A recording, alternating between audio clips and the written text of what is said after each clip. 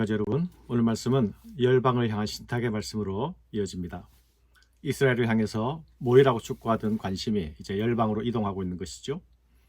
스바냐서의 열방 신탁은 책의 중심부에 위치하고 있고 짤막한 신탁의 말씀이지만 상대적으로는 많은 분량을 차지하고 있습니다.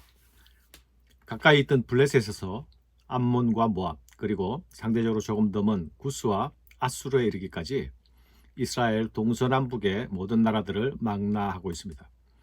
이것은 곧 유다가 접할 수 있는 모든 세계를 의미하는 것이죠. 이 나라들이 심판받아야 할 주된 죄목은 두 가지입니다. 첫째는 그들이 하나님의 백성인 유다를 괴롭혔다는 것입니다. 둘째는 그들의 지나친 교만과 자만입니다. 아무도 자신들을 넘볼 수 없다고 우쭐대던 그 태도가 하나님의 심판을 불러오게 된 것입니다.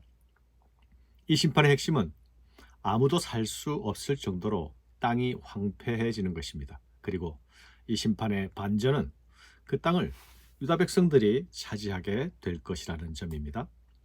사랑하는 여러분, 하나님의 주권은 이스라엘에게만 한정되어 있지 않습니다. 하나님의 주권은 모든 나라와 모든 민족에게까지 미칩니다.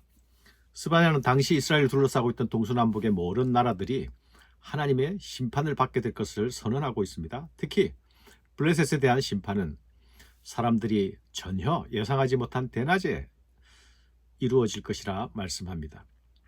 가사는 버림을 당하며 아스글론은 폐허가 되며 아스돗은 대낮에 쫓겨나며 에그론은 뽑히리라. 해변 주민 그렛 족속에게 화 있을진저 블레셋 사람의 땅 가나안아, 여호와의 말씀이 너희를 치나니 내가 너를 멸하여 주민이 없게 하리라. 여기서 블레셋의 주요 도시들이 언급되고 있죠. 가사, 아스글론, 아스돗, 에그론 등이 언급됩니다. 이는 블레셋이 도시 국가 형태로 존재했기 때문이죠. 또한 이들을 그렛 족속이라는 말로도 달리 표현하고 있습니다. 이것은 블레셋 사람들이 그레드의 섬에서부터 이주해온 족속들이었기 때문이죠. 그들은 앞선 철기 문명을 가지고 가나안으로 들어왔던 사람들입니다. 그리고 그들은 자신의 힘을 믿고 하나님을 두려워하지 않았습니다. 이스라엘 역사 내내 허리에 가시처럼 이스라엘을 괴롭히던 나라였죠. 그들은 자신의 힘을 믿고 자신들의 영역에는 하나님의 힘이 미치지 않는다라고 생각했습니다. 그러나 그것은 그들의 생각일 뿐이죠. 하나님의 주권은 그들에게도 미치고 하나님의 심판은 백주대낮에 그들에게 임하게 될 것입니다. 그리고 그 땅들은 그들이 무시하고 괴롭히던 유다 백성들에게 주어질 것입니다. 그 지경은 유다 족속의 남은 자에게로 돌아갈지라. 그들이 거기서 양떼를 먹이고 저녁에는 아스글론 집에서 누우리니 이는 그들의 하나님 여호와가 그들을 보살피사 그들이 사로잡힘을 돌이킬 것임이라. 그 땅을 멸하겠다 하신 하나님의 심판으로 그 땅의 거주민들은 사라지게 됩니다. 그러나 그 땅은 양떼를 위한 목초지가 됩니다. 멸망의 땅은 유다 족속들에게 기업으로 주어지고 유다를 위한 목초지가 되는 것이죠. 목자의 초장으로 바뀐 그곳을 유다 백성들이 자기 양떼를 기르는 초장으로 사용합니다. 뿐만 아니라 대낮에 쫓겨난 블레셋의 집들은 저녁에 유다 백성이 차지하게 될 것이라 말씀합니다. 이것은 하나님의 심판으로 일어나는 역전과 반전이 아닙니까? 하나님의 뜻과 하나님의 역사는 나라와 민족을 가리지 않고 반드시 이루어집니다. 우리는 세상의 주관자이신 한 분 하나님만을 두려워해야 합니다. 그분만이 우리가 의지하며 경외해야 할 분이십니다. 하나님은 열방의 교만을 심판하십니다. 교만은 이스라엘만의 문제가 아니라 온 세상의 문제였습니다. 여호와 하나님은 이스라엘만의 하나님이 아니라 온 세상의 하나님이시죠. 오늘 본문에서 반복해서 강조하는 주제가 교만입니다. 10절에서는 모압과 암몬의 교만에 대해서 지적합니다. 그들이 이런 일을 당할 것은 그들이 만군의 여호와의 백성을 회방하고 교만하여졌습니다. 15절에서는 아수르의 교만도 지적하고 있습니다.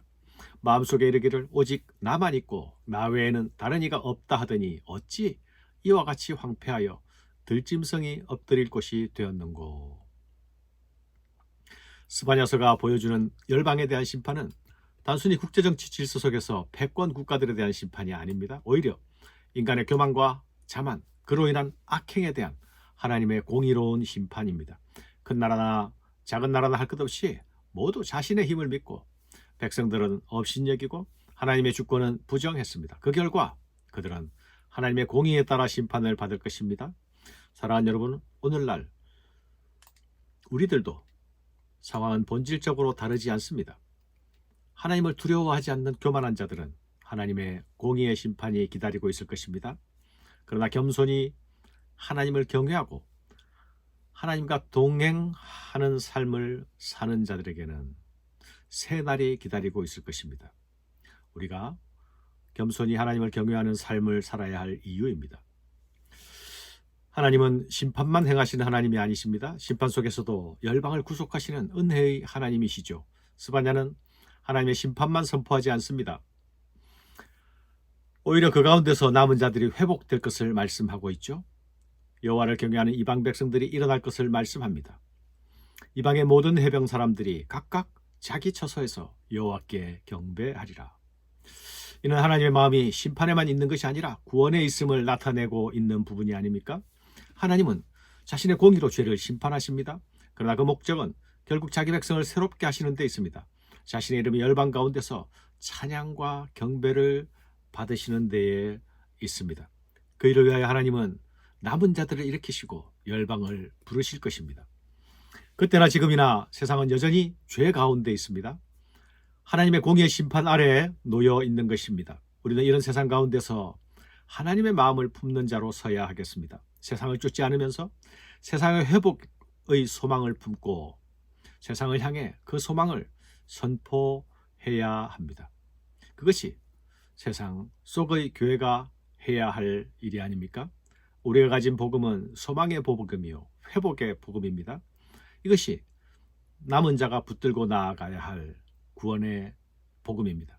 하나님께서 어두운 세상 가운데 남은 자를 두시는 이유가 무엇입니까? 한날 하나님께서 남은 자들을 일으키실 때에 함께 부르실 열방들을 위함이 아니겠습니까? 감사합니다.